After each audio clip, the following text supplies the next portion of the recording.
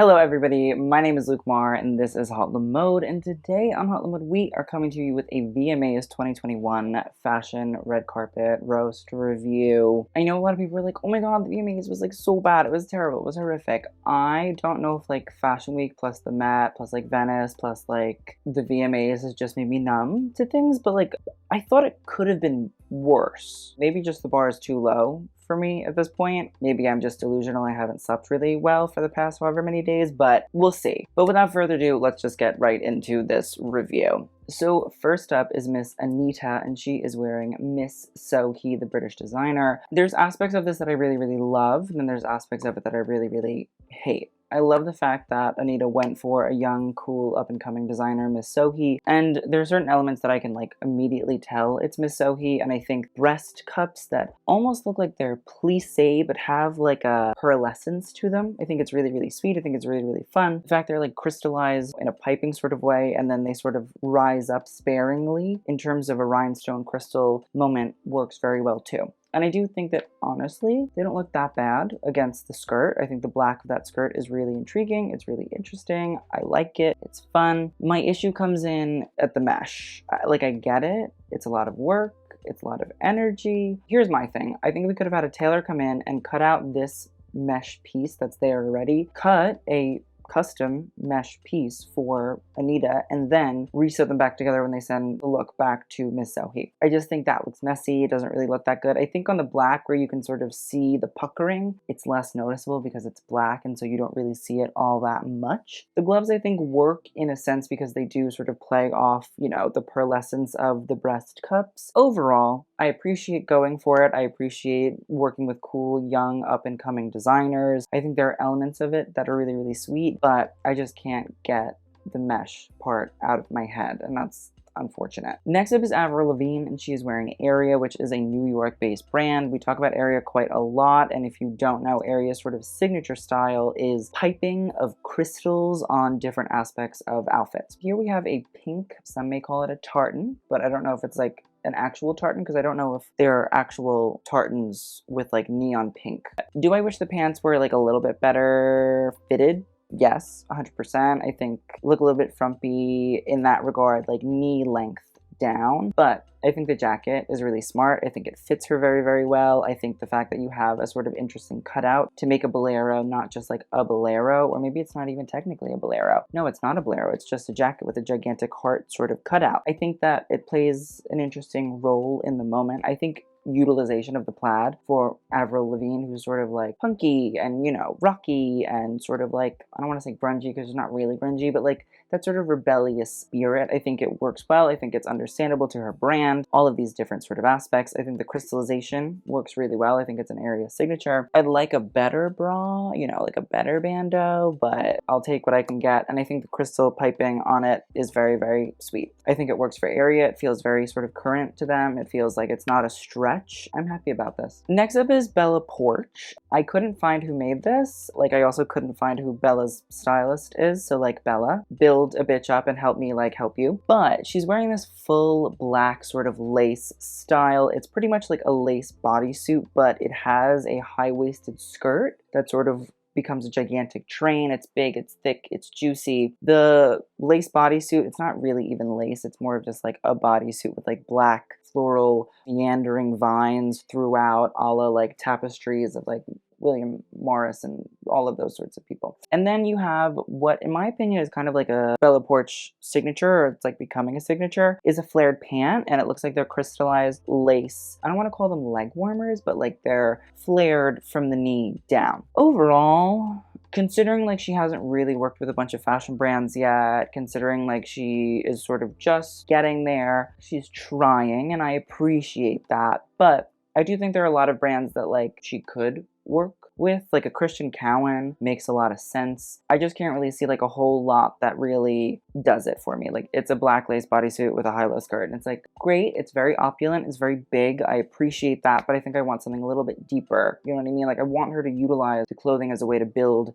a story, and like maybe this is part of her story, I don't know. But the problem also is that like I don't know if this is building part of her story, so we have to work on that. But like I appreciate that she did it. She did something. It's not uninteresting. I also want more. Now, see, I know people are going to be mad about the Bella Poarch thing. Let's talk about Bia, and I think this is a very good example of utilizing your own sort of storylines, etc., and then utilizing a fashion brand to elaborate on that. So Bia has a song, it's like a whole lot of money. At one point she says something about Bottega on her feet. So she's wearing Bottega fall 2021. Now this collection was like shot in Berlin, controversial, I know, but it's a halter sort of style in red. It's full of these sort of like side, I don't want to call them like drop knits because they're not. They're more like side fringes that aren't really fringed. They're sort of like looping and they're little strips of fabric. It's ruched right up the middle. There's like a very subtle keyhole cutout. And to me, this plays on the whole Daniel Lee at Bottega Veneta sort of idea of texture. I think that's sort of like his kick. I think it sort of refers back to the very sort of iconic woven leather bags that we can see Bia is holding. The shoes, I think, are easy. It's not your sort of normal go-to Bottega that I think we think about a lot, you know, those like woven ones. Sometimes they look like foreskin. I don't think that's even like an insult to say that they look like foreskin, but I think the fact that we went for like a strappy sort of shoe plays into the looped strips of fabric, and I think that's very smart. Do I think the necklace was necessary? No, I think that throws off the whole idea of like the halter. I don't think we should layer jewelry on top of dresses that are meant to accentuate the neck. It seems like it defeats the purpose, you know what I mean? I get wanting to wear like jewelry, but the dress is a lot in and of itself, and I think it does itself justice. I don't know if we needed the necklace, but I appreciate the storyline. I appreciate the dress. I think it looks nice. Would I like to see her in more interesting Bottega looks in the future? Absolutely. Next up, let's talk about Billie Eilish. Now, I'm not really sure who she's actually wearing. I would presume it's Gucci, just because she works with Gucci a lot. I mean, they make her custom looks often. I love this. I'm proud of this. I think this is the moment. And I think it's a moment because it's an oversized knit with a tiny, or not even tiny, it's actually probably a very long skirt, but I think this is Billie adapting a silhouette that she very much so is known for, which is this sort of baggy, oversized style. And I think she's bringing it into different little elements, and I think that's the way she needs to do it. As I said, very early on, we had this very like tomboy sort of era where it was like these big baggy sweatshirts with like big baggy shorts or pants. Now here we're getting a knit, which I like a knit. I think a knit is important. I think knits on red carpets are oftentimes neglected. So whoever is putting Billie in a knit, if it's Billie, if it's her stylist, whoever it is, proud of you. But I like the fact that it's gigantic, that it's oversized, that it's ridiculously long, because I just think that makes sense to Billie. I think it's what she's always wanted to wear. It's a thing that people sort of, when they saw that British Vogue cover, were like, she's going back on like her dressing, yada yada yada, and I was like, no, it was just a shoot. And so now I think she's also proving that, hey, I can sort of move into like more feminine styles, or, you know, styles that are more sort of stereotypically feminine, and I think this skirt is a good example of sort of doing that. It's still long. I mean, we're literally seeing what, this much, maybe this much of her legs, and everything else is pretty much covered, which is, again, sort of signature Billie. So she's wearing Rambo shoes. They're like vegan leather from my understanding. They have the little chains on them, which I think is very Billie. I think it's very sort of gothic. She seems like she's wearing some sort of like leg warmer, which is becoming a trend. I saw it on the streets of New York multiple times, and I was like, leg warmers are back. Good to know. And I feel like Billie is helping to sort of cement the trend. Overall, I understand a lot of people are going to be like, this is so boring, this is so uninteresting, why do you like this? But I do think it's Billie sort of like moving in a different direction in her signature silhouette. And to me, it's just sort of a thing of like, okay, we're getting closer to like Simone Rocha, and that's what I want. That's what I need. That's what I desire. So I'm proud of Billie for this, not only as a knit, but it's also her sort of switching up her signature style, but also keeping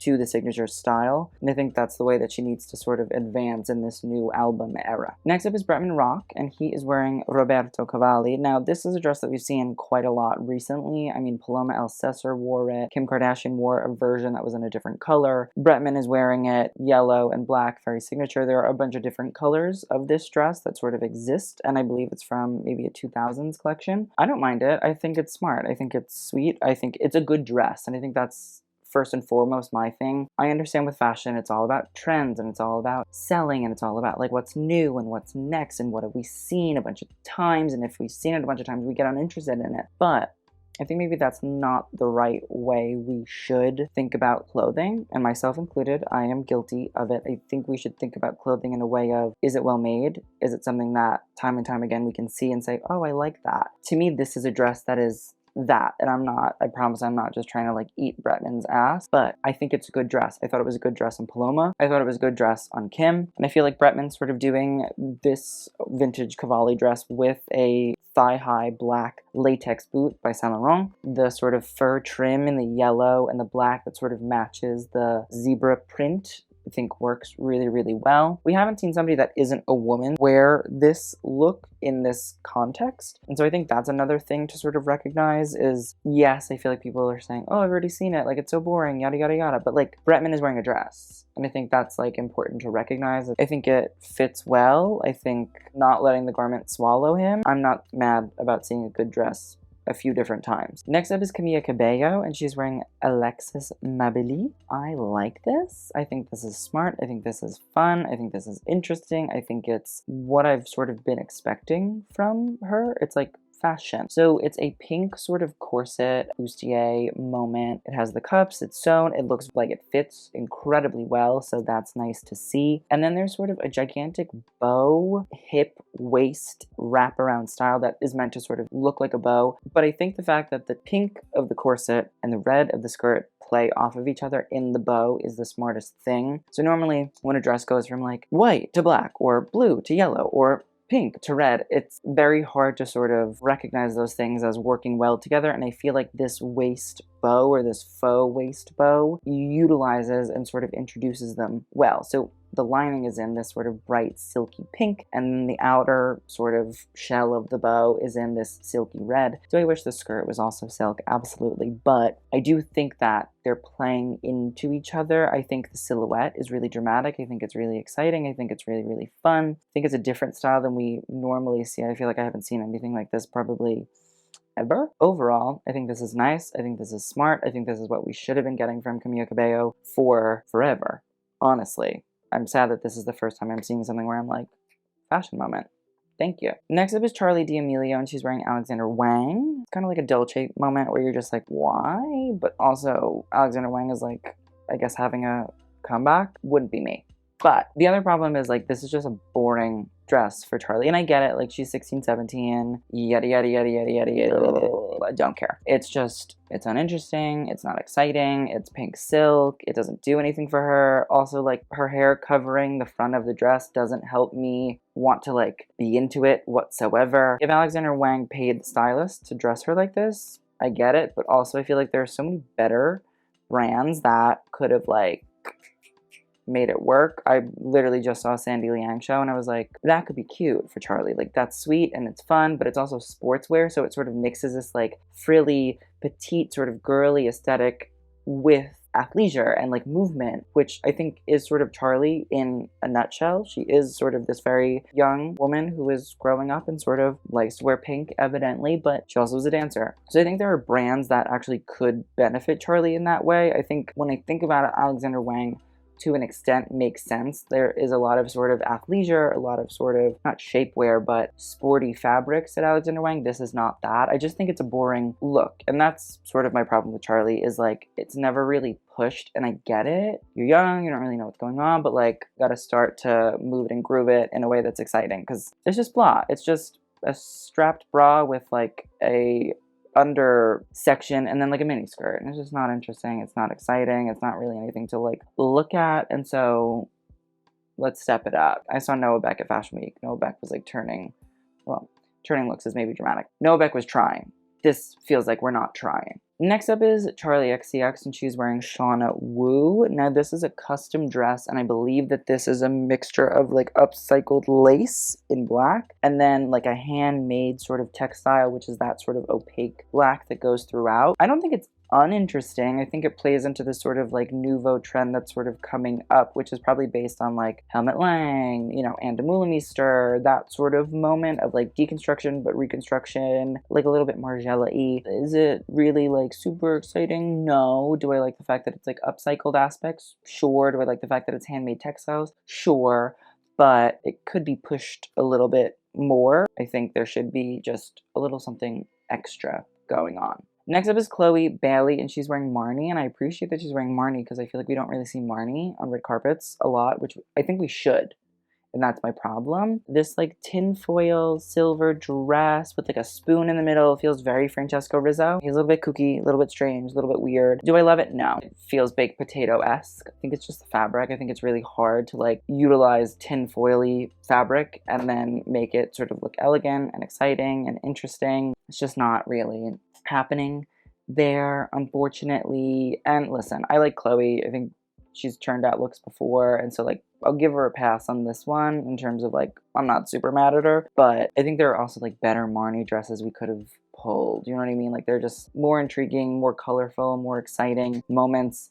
Again, baked potato. Next up is Ciara, and she's wearing Tom Ford. Now this is a sort of black lace moment. It has a asymmetrical little keyhole cutout. I don't hate it, but again, it's just like a black lace dress, and so it's there, it's existing, it's happening. But I don't know, I just feel like there are more exciting Tom Ford moments that could be going on. But I do have to say, it fits impeccably. Like it really, really does look like it was form fitted to her body. I'm sure the lace was like handmade in some random place that is beautiful and wonderful and amazing. I like the cutout moment. I think that's sweet. I get it's sort of like a wrap moment. I don't really love the black velvet ribbon, but like it's not really that noticeable on the dress. Fit is really beautiful. The lace is gonna become a thing 100%. I like the cutout, so like it's great. Do I want more? Obviously, but for what it is, it's good. Next up is Dixie D'Amelio, and she's wearing Aliette, which is by Jason Rembert. It's a black halter dress with a very large cutout moment. It's just sort of, you know, pulling the girls to the side. There's a high slit. I think Dixie is very similar to Charli, where it's like, this is just blah. There are so many more interesting Aliette dresses that exist that I've seen in the lookbooks. I don't think it's a bad dress. I think it fits well. I think it fits fine, but Jason Rembert on his most recent collection really like actually made it happen, put in work. It was really sweet. It was really wonderful. It had different elements of textures. I don't know what it is about the D'Amelio sisters that like want to just do uninteresting, plain, non-rememberable, and I think that's the problem. Like, you're one of the biggest internet celebrities currently in existence. Why would you not want to try and turn out a look that is very memorable? It would help you sort of build credit. I watched an episode of the D'Amelio thing on Hulu, regrettably, but instead of like, you know, being upset about like the singing, I get it. Well, I don't get it. I don't understand. I know nothing about it. But if you can't be like amazing at that and get everybody to love you because of that, why not become a fashion girl? Dixie, come on. It's right in front of you. It's not that hard. It's not that difficult. I think every brand wants to dress you. Why are we doing that? So next up we have Doja Cat. Now she's wearing Vivienne Westwood. I believe this is a couple of seasons old, but she sort of struck up a very nice relationship with Vivienne and Andreas Kronthaler, which I honestly think is like a good fit. This is a black bustier dress or short of some sort. There's a maroon swipe that falls down and around the waist and then sort of has like a little frumple stiltskin in the front, and then thigh-high latex red boot with a little, and not a little, a large sort of chunky platform heel. For me, for Doja, I understand where it's coming from. I feel like Doja takes risks. She's never afraid to take a risk. I also have PTSD from the VMAs from last year when I said I didn't like the Versace look, which was hot garbage then and still is hot garbage now. But I do think it's a little bit discombobulated. But I also think Doja sort of like doesn't mind that oftentimes, so it's hard to like reckon with. The color story I'm into. I like the black with the burgundy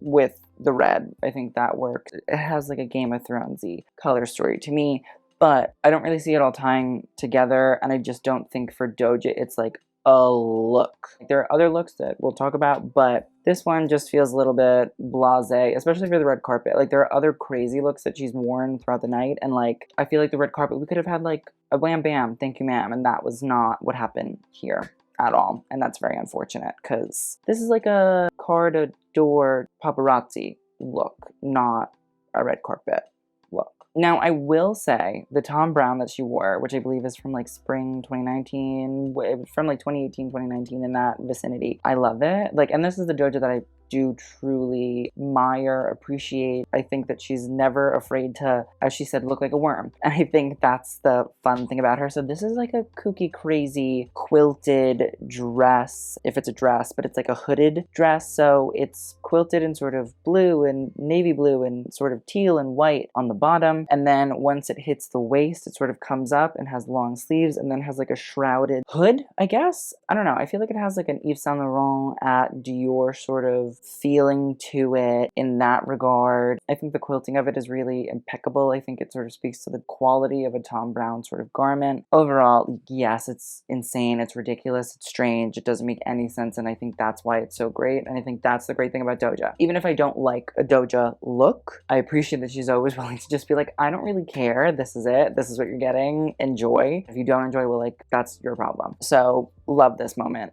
Truly. The last look we'll talk about is the chair hat look, which again, I think that's like the great thing about Doja. In reality, it makes no sense. I have no idea what's going on. It's like a horse skirt with a bustier with like a waist belt that has a knife on it and then like a big chunky shoe. And then she has a hat that's chair.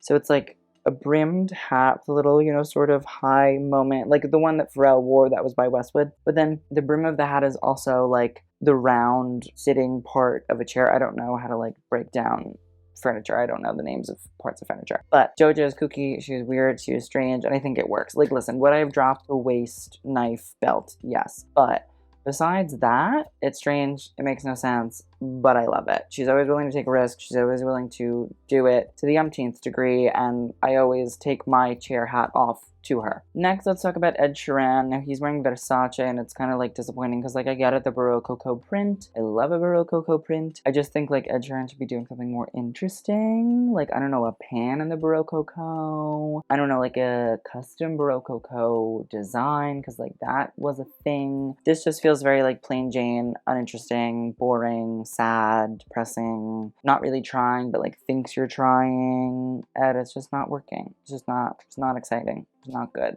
It sucks. And again, like, I think there are interesting men's looks that showed up on this red carpet, so, like, it's just blah, zag. Next up is Halle Bailey, and she's wearing Minot, and I like this. I think this is very sweet. I think it works. So it's sort of like a halter dress, but it's not because it has straps. So, like, it's a halter detail with, like, a strap, but you can sort of see these, like, cut out moments where you can see the girls. And they're living, they're laughing, they're loving. It's a very high-waisted, almost like empire cut skirt, which I think is really lovely, I think is really fun. I think it's very plain everywhere from under breast below, which I think is important because I think the detail really is here, this area. This is the most important, this is what we want, this is what we need. And I think Halle does it really, really well. I think it's very simple in terms of color, in terms of cut, but I think that this sort of cutout detail really gives it an excitement. It sort of draws your eye to a certain place. Do I wish like the skirt aspect maybe fit a little bit better? Yes, but besides that, I think it's really like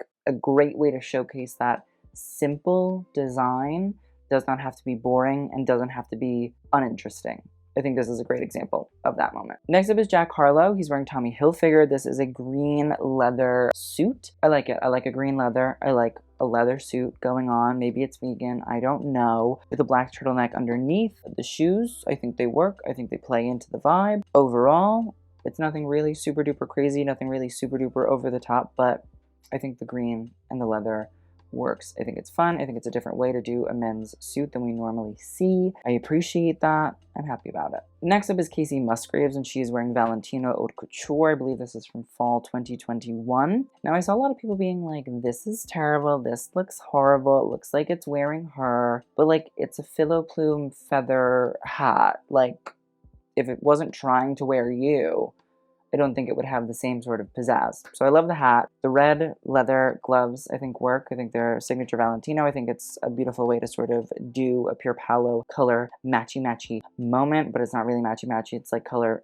unmatchy-matchy. The dress, I feel like maybe is where people see an issue, and like I get it. I think the drape, that aspect of it is a little bit sloppy, but I think that also might have been the intention. I don't think it's meant to look super duper trim, clean, all of that sort of stuff. I think it's meant to try to create a texture. I think it's meant to try to do whatever it's trying to do. Will I say that I love it from the waist down? Absolutely not. Do I like it from the waist up? Absolutely. But I feel like the accessories here are the things that are the most important moments. So yes, of course, I do really love when a dress is on it. And I don't think this dress is as on it as it could be, but I'm going to stick to the red on the purple. I think the color blocking is really smart. I think the use of textures like feathers and leather is also really, really smart. The texture of the dress, again, not really smart. And I do wish we'd had like a crazy shoe. You know what I mean? Like a crazy sort of red sky-high platform. I think that would have really like thrown it all together. So want a better dress, but accessories-wise, pretty happy. Next up is Kim Petras, and she's wearing Richard Quinn. Now, this is a sort of full latex bodysuit from the fall 2021 collection, and then a fully embellished, crystallized little baby doll dress, which I think maybe possibly has like a corset moment going on. Maybe it's like a skirt and a corset, or maybe it's just a baby doll dress, but either way, it gives a baby doll sort of feel. Now, this dress is literally so chock full of crystals. It's hurting my eyes thinking about how much the people that were putting all the crystals on probably went cross-eyed. But it's full of sort of, in my opinion, very Christian imagery. There's a lot of little crosses. There's a lot of big sort of gold crosses. There's like a lattice work, which to me sort of reminds me a little bit of like stained glass. There are hearts. They're not bleeding, but they're, you know, hearts, which I think is like the sacred heart, I don't know, of Jesus. Flowers, which I think also, I don't know, like the Virgin Mary, flowers. The blue, the light blue is very sort of Christian-y in a sense. The little bib up here sort of reminds me of like a communion cake. And then it's sort of mixed against this very kink BDSM fetish aspect of this latex, which is a reference to a gimp suit. Now I know people are going to be like, respect my religion, yada, yada, yada, yada, yada. I get it. I understand where you're coming from. At the same time, I went through 18 years of Catholic school. I will revel in the aspects and ideas of Christian things that were forced upon me for all of those years and the way that they're played upon, because unfortunately Christianity is forced on a lot of people and none of them ever asked for it, or for the most part they didn't ask for it. So I get it, but I don't even think this is like disrespectful to religion. It's not. I personally just don't see it. But overall, I think Kim killed it. I think she understands exactly what she's doing. I think she is serving a moment, and the latex really shines super duper well. And then the dress is full of heavy, beautiful, stunning embroidery or embellishment. It's very detailed. It's signature Richard Quinn. Proud. Next up is Kourtney Kardashian, and she's wearing Olivia Taskins. I believe this is the fall 2021 Olivia Taskins collection. Now, she's had the little halter string removed, but I don't think that's a terrible thing to have done. Oh, maybe the string is there. The string is there. It's just been tied here, so it's not really bringing anything here. I do like the cold shoulder moment. I think that's really fun. Showing off the clavicle, the shoulders, I think it works. I like the fact that it sort of comes up higher here too. I think it creates a much more interesting sort of neckline. I don't think it's a bad dress. I think it has interesting aspects. So I think it's really like super amazing, wonderful, avant-garde, crazy kooky. No, not at all. But I think it's a nice sort of dress. I think it's a nice moment. Now, Travis Barker is wearing Tom Brown. Now, this is a simplified little suit. It has little spikes going on here very subtly on the shoulders and then little tiny patches on the kneecaps. And I think Travis is very much so a punky, sort of gothic kind of guy. I get it. I think it works for him. It's a Tom Brown nice tailored suit, so that also is very, very helpful in that regard. But overall, I think it looks really, really sweet. I think it makes sense. I think it's Tom Ford sort of acquiescing to that aspect of Travis's sort of aesthetic, and I really enjoy it. I like Travis's look better than I like Kourtney's, but like overall, not super duper mad about it. Next up is Lil Huddy, and he is wearing Celine. So it's a black denim jacket with zebra print pockets, zebra print collar, like a sweater, a shirt, a Cuban link chain, and then leather pants and like ugly little flat shoes. It's not, no. I don't know what it is with the TikTokers. They're just not doing it at all, which is incredibly disappointing. It doesn't make any sense, you know what I mean? Like, we have black leather pants, and then we have a black sweater and a white shirt and like black denim, which like, why not a black leather jacket? Why not, I don't know, like a more interesting shirt? Like the Cuban link, I guess, like matches to the shoes, but like the shoes are just not good. Also, like Eddie boots, like a little boot action with a couple of inches on the heel. Like that could have worked. This just feels discombobulated. It doesn't really make any sense. I like don't understand where it's coming from. This is bad. TikTokers, get it together. Thank you. Next up is Lil Nas X, and he is wearing Versace. Now, I believe that this is custom. It's probably Atelier Versace, which is like the higher end Versace label. It's an asymmetrical off-the-shoulder, sort of like light purple, tailored sort of jacket covered in rhinestones. And then from one of the lapels, which is really like pulled all the way over, we get like a flouncing train that sort of comes out. We have a fitted pant, or like a pretty well-fitted pant. Listen, I presume that like with the hair, what Lil Nas X is going for is like Prince, the artist formerly known as Prince. I like the reference. I do think it's like smart. I think that it plays on itself well. I don't think it's a bad Atelier Versace look. Do I wish it was obviously like off the shoulder on both sides? Yes. I just feel like that could have really like hammered it home. I get it, like tailoring, yada yada yada, but at the same time, one man boob is better than two. But it's not even like a man boob, it's like a pec. So I just feel like it would have like, I don't know, pushed the girls together in a good, solid way. Normally the train is like not the thing, in my opinion, that like you'd want to do, but I do think that it's Lil Nas X sort of like adding drama, a little bit of excitement, a little bit of cookie kitschiness, and I have to say like I appreciate it. I think the color works really, really well on him. I think it's very easily understandable who he is referencing in this moment. The crystals are sort of all throughout. I like the fact that they're dense on the jacket. I don't know. I wish they were a little bit denser on maybe the train, just a little bit more, but I like that they're sort of like ombre up on the pant. But overall, I don't think it's bad at all. I think it's a fun reference. I think it's easy. I think it captures a sort of different take on the Atelier Versace looks that we know. It mixes tailoring and sort of drape. I'll take it. Next up is Machine Gun Kelly wearing Dolce & Gabbana. No. It's a glittery suit with some sort of like chevron motif throughout. It's Dolce & Gabbana, so like, do I care? No. Is it good? No. Is it interesting? No. It's just that. And I feel like Machine Gun Kelly has had like genuinely interesting looks before this, so like, I'm not understanding. Maybe this is why Conor McGregor was actually kind of mad. He was like, Dolce? Next up is Madison Beer, and she is also wearing Dolce & Gabbana, and I'm just like, where was the Mugler? Like, where was that fun moment that we all had together? So this is obviously a sort of like bustier dress full of little strings and eyelets that you can string up. I do think the idea of like putting the string out so that you can have like a little bit of a slit is interesting, but again, like, it's Dolce, so it's not that interesting. But now moving on swiftly, let's talk about Megan Fox in Mugler. Now, it's a fully sheer dress, you know what I mean? Like, it's a fully sheer slip, has a little bit of a corseted sort of bra moment going on here, and a G-string, and then throughout are all little rhinestoned and or sequined and or crystal encrusted lines, which I do think it's smart to utilize the lines just because I think Kacey Cadwallader has sort of taken seams and really turned that into something that he's very, very well known for at Mugler. But do I wish that these rhinestones or sequins or encrusted crystals or whatever accentuated the body? Yes, I think that's the great thing about Kacey Cadwallader's Mugler is it utilizes the seams as a way to sort of,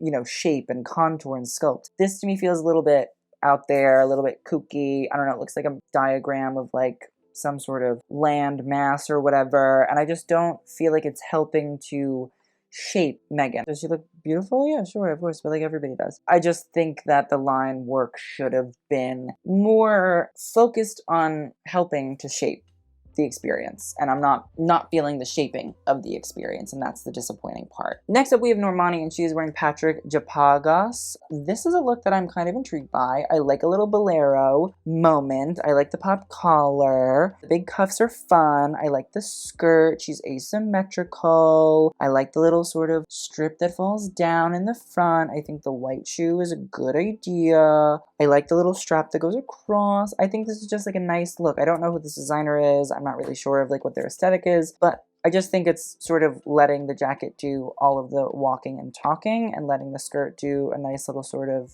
asymmetrical moment. I'm into it. I think it's fun. I think it's easy. I think it's cool.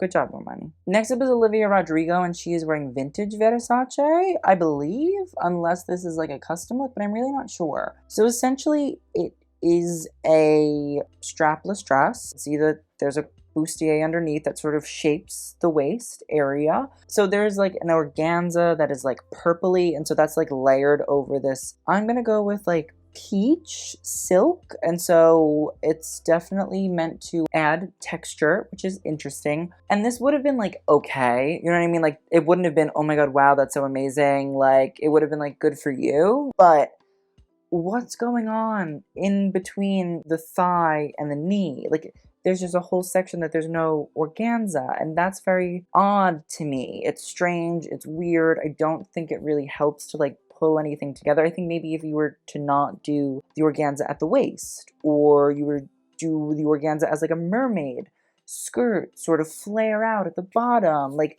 there's elements of it that, you know, you can use the organza to really sort of, again, like shape the body. Placement, or I mean, I guess the lack of placement of the organza at the place where it's placed makes no logical sense to me in my mind whatsoever. And that's like, I just don't know why we would do that. You know what I mean? Like, it could have just been an a-okay, fine look, and now I have to look at this, and it doesn't work. It just does not work. I mean, it's very obvious why it doesn't work. It's just strange. It doesn't make sense. It seems a whole section was cut out for, I don't know, no reason. Maybe she spilled something on it before they got on the carpet. But in that case, like, change. Then Olivia wore a custom Heaven look. Now, Heaven is a brand or like a line by Marc Jacobs. It's sort of recently popped up in the past couple of years. I'd say the past 2 or 3 years. And it's certainly taken the world by storm. I own Heaven. I think it's fun. I think it's interesting. I think it like plays to Marc's sort of early days at like Perry Ellis. It's kind of grungy and whatever, but I'm intrigued because I never would have thought Heaven would be doing custom looks. I know Olivia wears a lot of Heaven. She wears like the boots that are by Heaven, the Kiki platform boots. She also has like brown boots that are from, I believe, like fall 2017 Marc Jacobs, and Heaven is the store in LA where they re-release the very, very good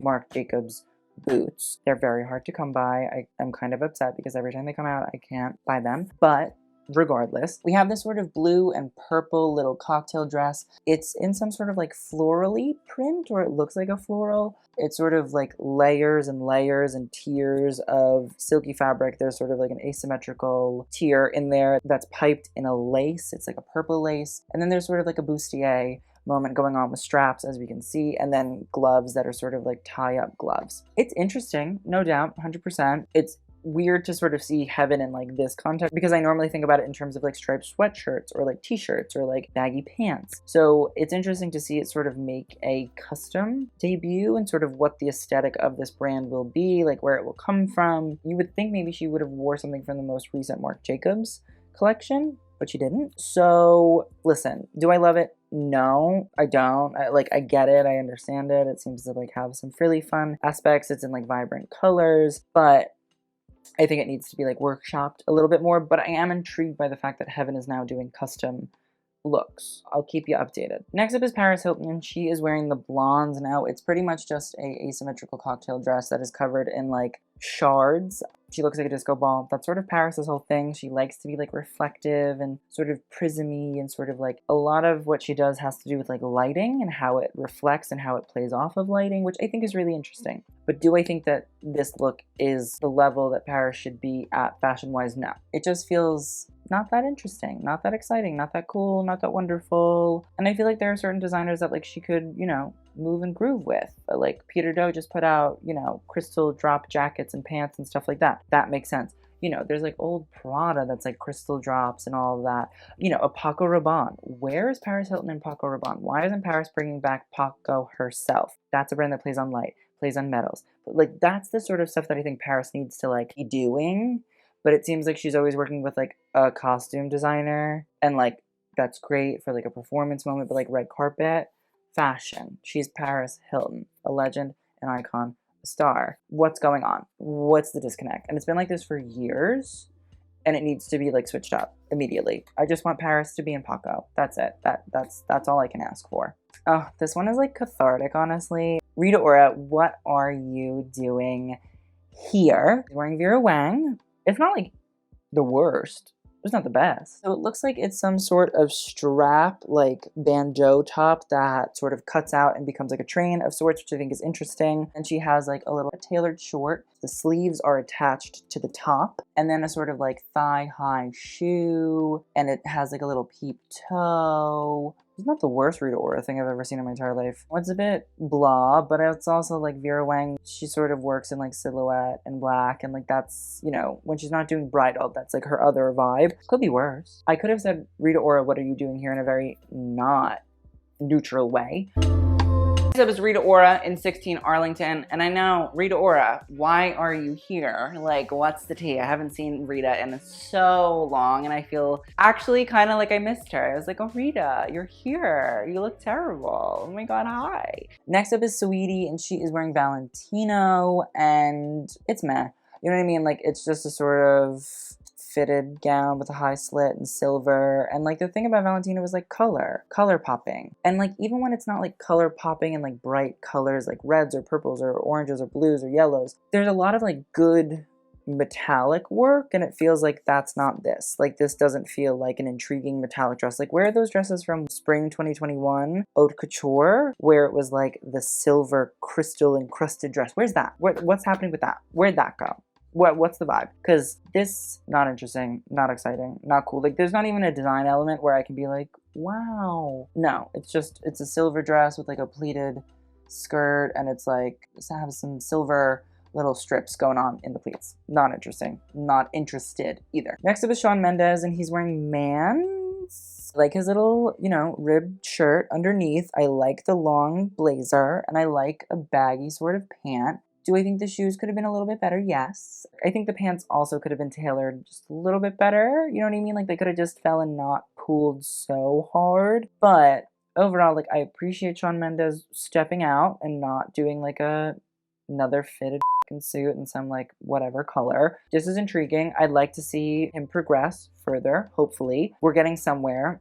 I will take it. Next up is SZA, and she is wearing Nusi Cuero. Now, I don't have like a full look image of this, but the thing is, I love this bodice. I think it's really fun. I think it's really cool. It's by this designer slash artist, I don't know, Nusi Cuero. They 3D print these, and like there are a bunch of different styles. So as you can see, like it's very detailed and has these sort of, you know, moments, and it's like put on like Photoshop and other things, and then it's 3D printed from there, and that's how you sort of create this style. I think it's really intricate. I think it's really fun. Does it probably press really hard into your body? Like possibly, because it's probably a plastic, but I think it's worth a look. You know what's not worth a look? The piece of like cream silk fabric masquerading as a skirt, because I just think that kills whatever's going on up here. Like you let the top do the talking, and then this should just be a nicely fitted skirt that has like some sort of color assemblage to the top, and I just think that is a real wasted opportunity. Sad,